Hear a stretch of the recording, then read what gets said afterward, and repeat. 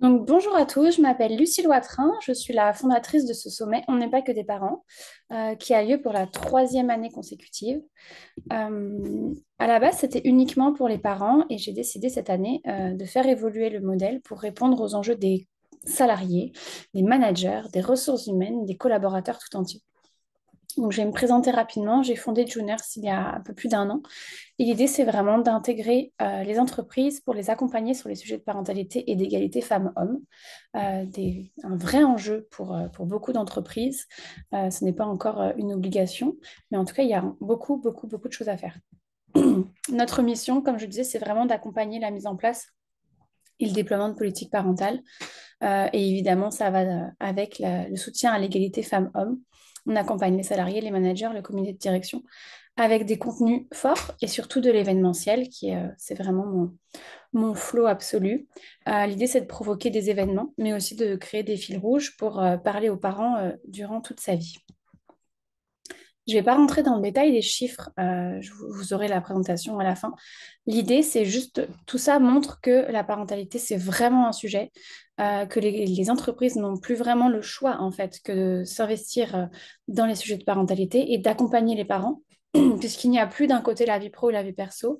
Au fil des générations qui évoluent, à cause ou grâce au Covid, les choses se sont un peu rassemblées, l'essor du télétravail, etc.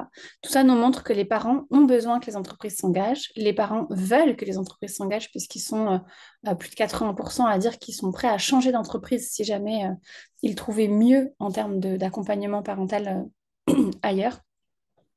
Et on sait maintenant qu'à salaire à peu près équivalent, un cadre va regarder ces sujets-là, va regarder dans quelle mesure l'entreprise l'accompagne sur les sujets de parentalité.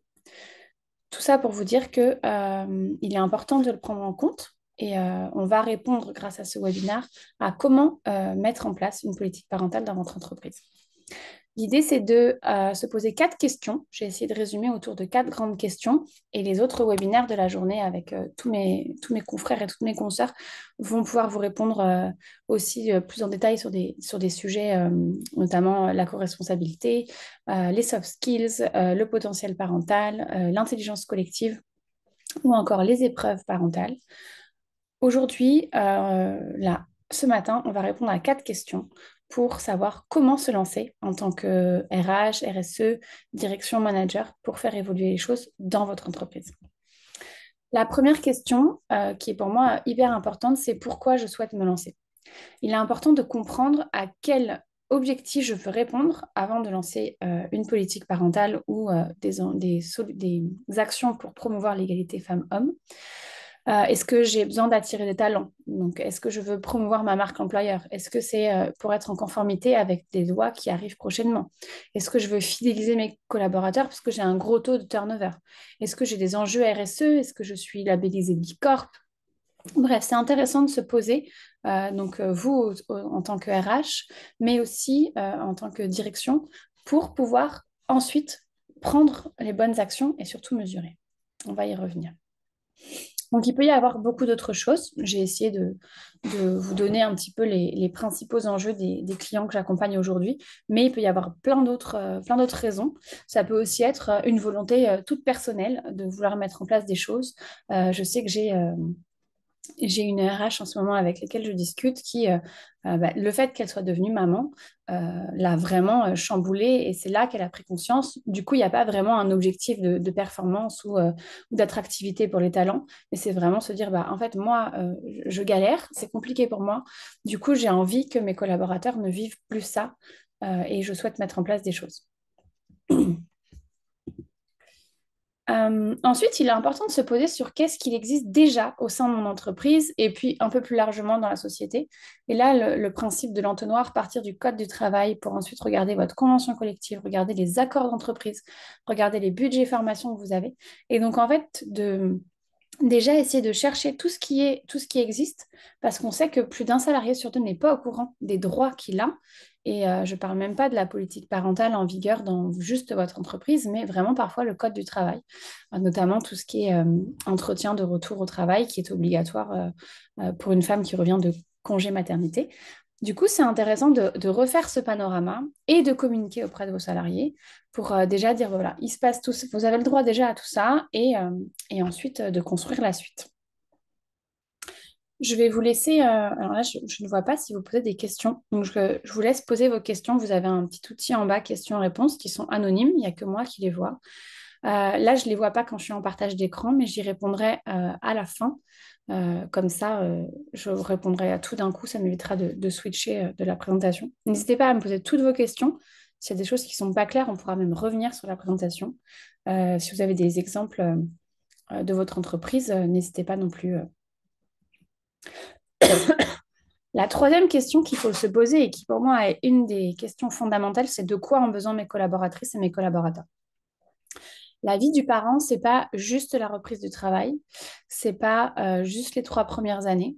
J'ai fait un post LinkedIn il y a quelques mois en disant en fait on est parent toute sa vie et même après on devient potentiellement aidant. Donc en fait toute la vie le collaborateur a besoin de soutien. Et même en préconception, puisqu'on sait qu'il y a de plus en plus de parcours PMA pour des couples hétéros. C'est pas réservé aux couples homosexuels. Euh, du coup, le congé maternité est un sujet, la PMA est un sujet, tout ce qui est deuil périnatal est un sujet, et ça vient vraiment voilà, avant la grossesse ou alors en phase de préconception. Ensuite, oui, il y a des grandes étapes pour les parents. J'ai essayé de les résumer là-dessus, mais en fait, tout au long de la vie du parent, votre collaborateur ou votre collaboratrice a besoin d'aide. Il y a la reprise du travail, il y a la première rentrée des classes autour de 3 ans, qui est vraiment un nouveau rythme, un nouvel enjeu avec l'enjeu des vacances scolaires, l'enjeu du rythme, l'adaptation de l'enfant. La rentrée au CP qui vient aussi vraiment chambouler les habitudes que vos collaborateurs ont potentiellement pris, puisque la rentrée au CP, ça veut dire des devoirs, ça veut dire une pression sociale autour de la lecture, où dès le mois d'octobre, on vous demande si votre enfant sait lire. Il y a la rentrée au collège, donc c'est vraiment un gros changement pour les enfants puisqu'ils avaient un prof, ils étaient assis toute la journée et voilà, ça ne bougeait pas. Et là, ils commencent à avoir un petit peu d'autonomie. Potentiellement, ils ont leur premier smartphone à ce moment-là. Il y a beaucoup, beaucoup de choses qui bougent. Ils commencent à devenir des adolescents, potentiellement à claquer quelques portes. Et du coup, c'est vraiment des moments qui sont très challengeants. Et on arrive très rapidement à tout ce qui est orientation. Et là, comme je vous dis, j'ai pris les principales étapes, mais on pourrait aussi parler de sexualité, on pourrait aussi parler d'écran, on pourrait aussi parler voilà, des sorties de liberté. Et tout ça, ça vient vraiment questionner vos collaborateurs. Et du coup, c'est pour ça que c'est très important et c'est un des points fondamentaux de Junior, c'est de prendre toute la vie du parent et de les accompagner tout le long et de ne pas répondre qu'à une petite partie des parents, même si c'est déjà bien et qu'on va le voir après, il faut mieux faire étape par étape. Mais l'idée, c'est vraiment de ne pas en laisser de côté. Et c'est pour ça que j'essaye au maximum de m'entourer de personnes qui peuvent répondre à tous ces sujets-là. Dernière question. Comment répondre à ces enjeux des collaborateurs? C'est pas toujours simple de savoir de quoi vraiment concrètement ils ont besoin. Et c'est surtout pas toujours simple d'aller, comme on dit, vendre le projet à la direction, puisque bah, qui dit politique parentale dit budget. J'ai beaucoup aimé cette image. Alors, c'est une femme parce que souvent, les RH sont des femmes, mais on aurait pu très bien mettre un homme, c'est pas le sujet. L'idée, c'est vraiment de poser une roadmap. Donc, j'étais chef de produit avant, donc ça me parle, mais vraiment de se dire, voilà, on va faire les choses par étapes. Quand on a fait ce bilan de euh, quel est mon objectif ou mes objectifs principaux, ensuite, qu'est-ce qui existe déjà? Ça peut me permettre de voir s'il y a des trous dans la raquette que je vois déjà ou s'il y a des choses qui me semblent plus pertinentes. Ensuite, ça peut être hyper intéressant de questionner ses collaborateurs et de les impliquer. Par exemple, de prendre un groupe test de parents avec un panel et donc de leur demander de quoi ils ont besoin et qu'est-ce qu'ils aimeraient qu'on mette en place. Évidemment, il est important de sensibiliser sur cette liste de souhaits que vous formulez. C'est voilà, la liste au Père Noël, mais vous n'aurez pas forcément tous les cadeaux au pied du sapin, en tout cas pas cette année. Et du coup, de construire votre politique parentale sur du long terme, même si rien n'est figé dans le marbre, mais en tout cas de poser des jalons, parce qu'on ne peut pas tout faire d'un coup, pour plein de raisons. Il y a des questions de budget, mais il y a aussi des questions de mise en œuvre, ça prend du temps à vos collaborateurs, et si de toute façon vous mettez plein de choses en place, mais qu'ils ne peuvent pas se connecter parce qu'ils ont trop de travail, bah, c'est un peu un coup d'épée dans l'eau. Donc, on construit cette roadmap en fonction de ses objectifs, en fonction des besoins, en fonction de ce qui est disponible. On répond donc à nos objectifs principaux et ça va permettre de mettre en face des actions les objectifs auxquels on répond et donc de plus facilement vendre le projet et donc d'acquérir du budget auprès de votre direction. Je vais prendre l'exemple de Slib. Aujourd'hui, Slib a des collaboratrices qui sont en congé maternité et qui ont besoin de places en crèche. Slib ne propose pas de place en crèche parce qu'ils n'ont jamais vraiment eu la demande, parce qu'ils ne se sont pas vraiment posé la question d'accompagner les salariés sur cette partie-là de la parentalité. Et du coup, en fait, il y a une des collaboratrices qui a demandé, en fait, moi, je suis vraiment en galère, parce qu'on a tous connu ça. Je n'arrive pas à trouver de moyen d'accueil pour ma fille. Du coup, j'ai besoin de soutien sur cette partie-là. Et là, les RH ont vu avec la direction, ont discuté, etc. Sauf qu'il s'avère que Slip, pour divers montages financiers, investissements en innovation, etc., actuellement, ils ne payent pas ou très peu d'impôts. Et il faut savoir que les places en crèche vous permettent, vous avez un package à payer en tant qu'entreprise, mais il y a une très grosse partie qui est déductible des impôts. Du coup, c'est très peu intéressant de faire ça quand vous payez peu d'impôts, puisqu'en fait, l'abattement des impôts ne va vous servir à rien, et du coup, ce sera vraiment du cash que vous sortez pour l'entreprise. Du coup, ça, c'est un bon moyen pour la RH de parler à la direction, de dire, bah voilà, ok, aujourd'hui, on ne peut pas, mais dans 2, 3, 4 ans, on payera des impôts. Et du coup, ça pourrait être intéressant parce qu'en fait, pour retenir ces talents et pour répondre à des enjeux réglementaires type la loi REC 1 qui va arriver quand même très rapidement, parce que 2030, c'est demain, il est intéressant qu'on le pose, qu'on le budgétise et peut-être qu'on le mette en place. D'où l'intérêt de construire cette roadmap sur un temps long et de ne pas juste voir ce qu'on va faire au mois de novembre pour la semaine de la parentalité, par exemple.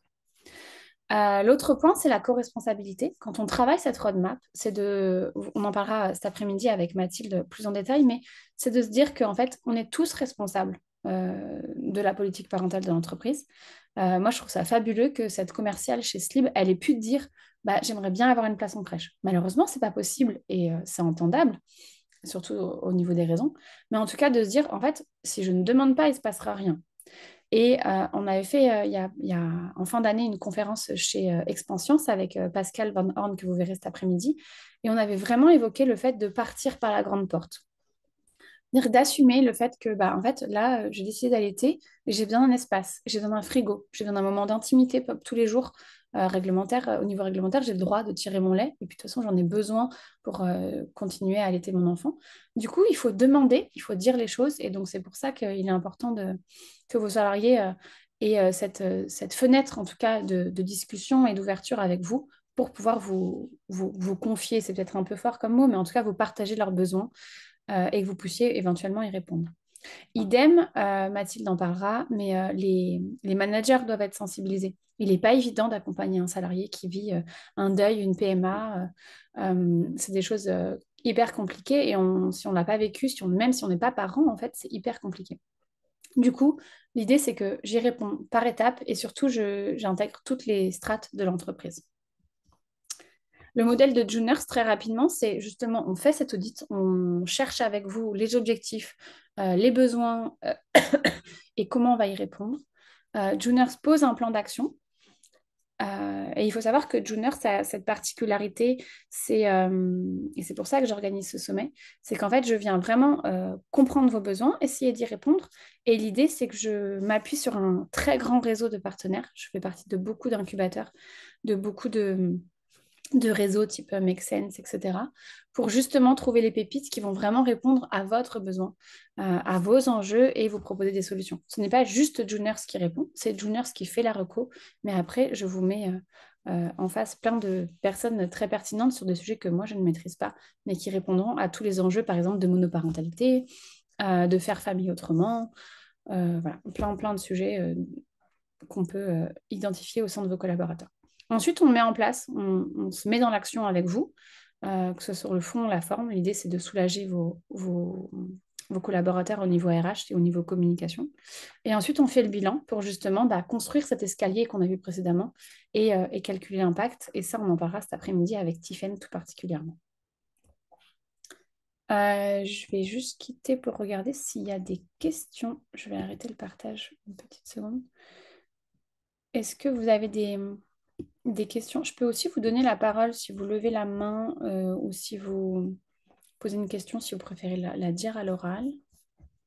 Pour l'instant, non, pas de questions, ça semble clair, tant mieux. J'ai essayé d'être rapide. Euh, donc, très rapidement, quelques exemples. Donc, Junior, ça peut être simplement un atelier ou une conférence. Comme je vous disais, c'est un peu ce qu'on a fait. C'est ce qu'on fait, voilà, ce qu'on fait régulièrement dans les entreprises. Ou alors quelque chose de plus gros où on met en place la semaine de la parentalité. Ça peut aussi être lié à la QVCT avec, comme je disais, on part de l'audit, on crée le planning et on vous met les personnes en face pour répondre aux enjeux.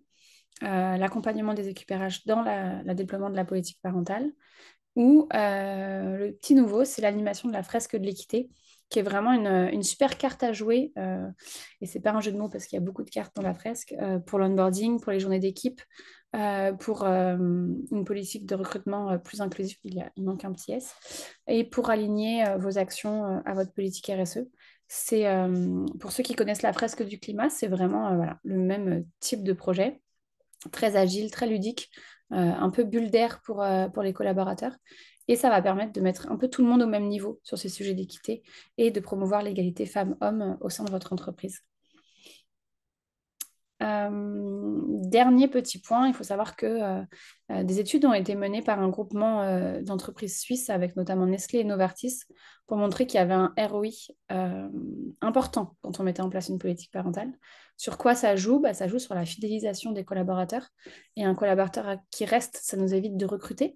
Et le recrutement, c'est pas juste le temps du RH, c'est pas juste le cabinet de recrutement, c'est aussi tout l'onboarding, c'est aussi tout le temps de formation du collaborateur. Ça nous évite aussi du turnover, ça nous évite aussi de mettre en place des politiques de recrutement trop intenses parce qu'en fait, les talents vont voilà, plus facilement venir à vous avec une marque employeur qui va prendre de la hauteur, si je puis dire. Et évidemment, ça va renforcer votre impact sociétal puisque les entreprises ont un rôle à jouer sur la société et c'est un des points voilà, autour de la parentalité et de l'égalité femmes-hommes. Je pense que vous avez vraiment une carte à jouer. Et en plus, si le ROI est important. Et j'ai pas parlé, mais évidemment, l'absentéisme est réduit, la performance est amplifiée puisque les collaborateurs se sentent mieux. Il y a vraiment le bien-être qui va augmenter. Ils ont moins de charge mentale si on les accompagne. Et du coup, bah, ça va vraiment booster leur productivité. J'aime bien cette phrase de l'ancien PDG de Pepsi qui disait que les entreprises qui offrent des politiques de travail flexibles et du soutien apparent créent une culture d'égalité des chances et évidemment qui attire des talents, que ce soit des hommes ou des femmes. Euh, donc je pense que c'est assez... voilà, ça résume vraiment tout ce que je viens de dire. L'idée, c'est vraiment de mettre en place des choses pour soutenir les parents. Je vais quitter si vous avez des questions. Hop, il n'y a pas de questions pour l'instant. Je ne sais pas si vous avez des choses à nous partager. Est-ce que vous mettez déjà des choses en place dans votre entreprise ou quelles sont vos ambitions, vos enjeux pour les prochains mois, prochaines années?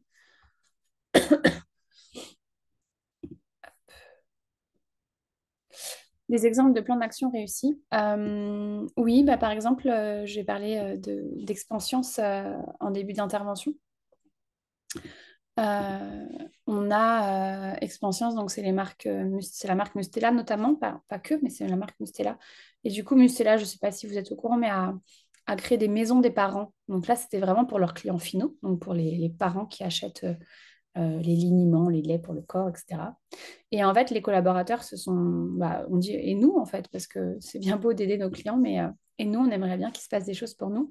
Du coup, on a mis en place en octobre la première semaine de la parentalité avec Juners chez eux. Avec Juners notamment, il y avait aussi May. Et du coup, on a créé plein d'ateliers toute la semaine, une grande conférence thématique, et ensuite on a fait un bilan à chaud, à froid. Du coup, ça a vraiment permis de mettre en exergue les besoins des parents, d'y répondre bah, au mois d'octobre. Et là, on continue puisque Juniors qui intervient chez Expansiance au mois d'avril et au mois de novembre pour bah, continuer de répondre aux enjeux parce qu'ils sont toujours présents, comme je disais, hein, c'est tout le long de la vie du parent. Et les collaborateurs sont contents qu'on traite ces sujets et notamment on a étudié que les collaborateurs d'expansion, c'était plutôt des collaborateurs avec des grands enfants. Donc, on traite beaucoup les sujets de l'adolescence et des grands enfants, même si on n'oublie pas la reprise du travail et le postpartum et tous ces sujets de la petite enfance. Mais en tout cas, on a vraiment un focus sur les grands. Et du coup, on a plein aussi de retours de demandes. Suite au bilan, on a demandé un peu la lettre au Père Noël, comme je vous disais. Et du coup, on construit maintenant la deuxième semaine, deuxième temps fort qui aura lieu fin 2024. Il y a voilà, quelque chose, des petites choses qui se passent en avril, mais ça va être surtout au mois de novembre. Et voilà, c'est ce que je disais, on ne le construit pas à pas. On a fait des petites choses en octobre l'année dernière. On a fait le bilan. Maintenant, on essaye de construire la suite par rapport à ce que les collaborateurs nous partagent. Et maintenant, on va s'atteler à calculer l'impact que ça a. Est-ce que le bien-être a augmenté? Est-ce que l'absence a diminué? Voilà. Quel format prend vos interventions en entreprise, présentiel ou visio, à quel moment? C'est pas toujours évident avec les temps de travail différents, j'imagine. Oui, alors c'est pas évident de trouver la bonne approche. Je suis plutôt partisane du présentiel parce que je trouve il se passe des choses un peu différentes que quand on est derrière son écran, même si ça a quand même cette facilité de pouvoir regrouper plein de monde avec des investissements un peu moindres versus je loue une salle et un petit-déj. On s'adapte, que ce soit moi, quand j'interviens moi, ou quand je fais intervenir des partenaires. C'est vraiment en fonction. Là, par rapport, si je parle d'expansion, on avait dû faire du distanciel parce qu'on a le siège à la Défense, une usine de production à Épernon, mais plein de gens sur le territoire. J'interviens chez LinkedIn prochainement. Pareil, ils sont un peu partout en France, du coup, et même dans d'autres pays. Du coup, ça va être aussi en distanciel. Chez Expansions, on avait quand même fait un gros temps fort en présentiel dans leur amphithéâtre, mais il y avait une rediffusion web pour les gens qui étaient en dehors. D'expérience par rapport à quel moment de la journée, je ne sais pas si c'est ça que vous vouliez dire quand vous m'avez marqué, à quel moment.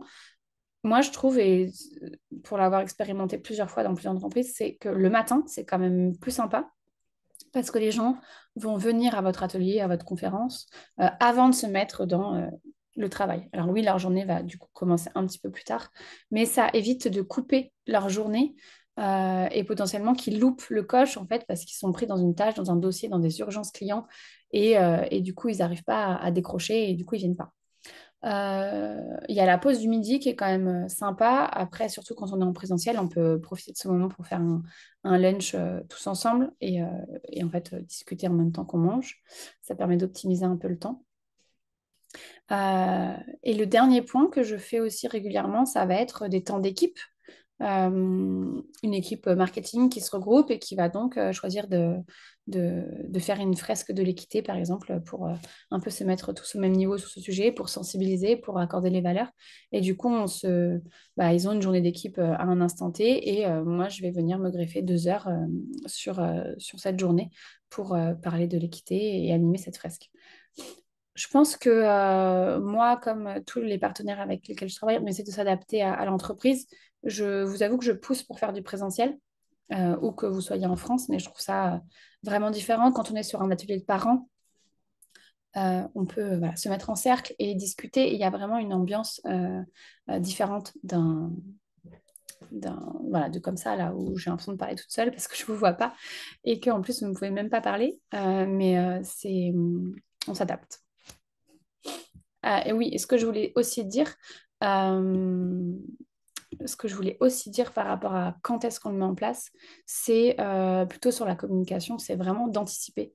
J'ai eu beaucoup de retours dans des entreprises, même quand on apprend qu'il y a un atelier ou une conférence un mois avant, c'est presque trop juste pour nos agendas. On préférait apprendre ça 3 mois avant pour que justement on puisse anticiper, bloquer, peut-être consacrer du temps en dehors dans la semaine pour finir nos dossiers et pas être à la bourre et pouvoir venir à la conférence ou à l'atelier un peu plus serein. La fresque de l'équité, elle a été créée par l'association, j'ai une question, où peut-on se former à la fresque de l'équité? Par l'association The Wonders. Du coup, vous avez des facilitateurs dont je fais partie qui animent soit des fresques bénévoles grand public, soit des fresques en entreprise qui celles-ci sont payantes, dont une partie pour l'association The Wonders. Donc c'est notamment Fatou Ndiaye qui a l'initiative. Du coup, il faut contacter, mais je crois de mémoire qu'ils ont décidé de ne plus trop ouvrir de sessions de formation parce on n'est pas très très nombreux à être formés, mais voilà, pour laisser de la place à tout le monde, entre guillemets. Du coup, là, je crois que les travaux de The Wonders, c'est plutôt d'aller faire des extensions de cette fresque pour aller plus loin, plutôt que de former d'autres facilitateurs. En tout cas, si vous avez besoin, envie de faire une fresque de l'équité au sein de votre entreprise, contactez-moi. Je pourrais vous envoyer toutes les informations. Et on est plusieurs dans mon réseau à être animateur de fresques. Du coup, je pourrais en plus venir avec des confrères et des consoeurs. Sur cette fresque, par exemple, on estime qu'autour de 12 personnes, c'est pas mal, mais on peut faire des fresques en parallèle, même dans la même pièce, ça peut être très sympa, et avoir des temps de regroupement où justement on vient partager pour ouvrir encore plus la discussion autour de ces sujets. Et voilà, c'est l'avantage d'avoir plusieurs facilitatrices, facilitateurs qui viennent animer en même temps sur une grande équipe ou sur une entreprise tout entière ou sur une strate managériale, quelque chose comme ça. C'est bientôt l'heure, mais je vous propose qu'on reste encore quelques minutes si vous avez encore des questions. Je voulais juste vous dire qu'on se retrouve à 10h30. Aujourd'hui, on se retrouve à 10h30 avec Mathilde. On va parler de comment mieux travailler en équipe. Alors, vous pourriez vous dire, ça sort un petit peu du cadre de la parentalité, mais pas vraiment, puisqu'en fait, mieux travailler en équipe, c'est aussi faire avec les particularités de chacun, si on peut mettre particularité pour les parents. Et voilà, je pense que ça va vraiment répondre à plein de questions et ça va vous donner des tips pour mettre des choses en place vraiment pratiques au sein de vos entreprises. À 11h30, on se retrouve pour parler parentalité, égalité, co-responsabilité avec Mathilde, une autre Mathilde, la cofondatrice de NID. À midi 30, on parlera du potentiel parental et comment le maximiser. Et très en lien, on parlera des soft skills à 13h30 avec Pascal, l'homme de la journée. Et ça fait du bien d'avoir une diversité au niveau des animateurs. À 15h, on parlera de l'impact des politiques parentales et comment je le calcule. C'est vraiment hyper important, notamment pour bien vendre les projets au niveau de votre direction, c'est de pouvoir calculer à quoi ça a servi de faire tout ça et de dépenser cet argent. Et on finira la journée à 16h avec comment j'accompagne les épreuves parentales. J'en ai dit un mot là tout à l'heure autour du deuil de la PMA, mais c'est comment je fais pour vraiment accompagner les salariés et les managers pour accueillir tout ça. Je ne sais pas si vous avez encore des questions, sinon on va arrêter là et n'hésitez pas à répondre à mes mails ou à m'envoyer vos questions sur LinkedIn si vous avez d'autres choses à voir. Je vous souhaite une très bonne journée et je vous dis à tout à l'heure.